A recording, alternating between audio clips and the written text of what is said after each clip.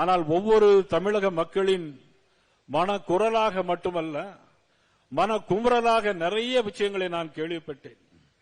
அதில் என்னவென்று சொன்னால், ஒரு குடும்பம் கோயிலுக்கு போனால் அந்த குடும்பம் நன்றாக இருக்க வேண்டும், எங்களுடைய பிள்ளைகள் நல்லாக இருக்க வேண்டும் என்றுதான் வேண்டுவார்கள்.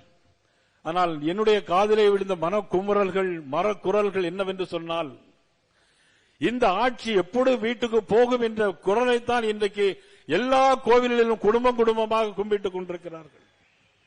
இறைவா, இந்த ஆட்சியை திறக்கிற வீட்டுக்கு அனுப்பு, இந்த தமிழக மக்களை காப்பாற்று. அதற்காக யாரும் வரமாட்டார்களா? அதற்காக தூதுவர்களாக யாரும் வரமாட்டார்களா என்று ஏங்கிக் கொண்டிருக்கிற நேரத்தில் தான் நமது அரசியல் சாணக்கியர் அமித்ஷா அவர்கள் இந்த தேசிய ஜனநாயக கூட்டணியை உருவாக்கி இன்றைக்கு மாபெரும் மாற்றத்தை இந்த மக்களை மத்தியிலே கொண்டு வரப் போகிறார்கள்.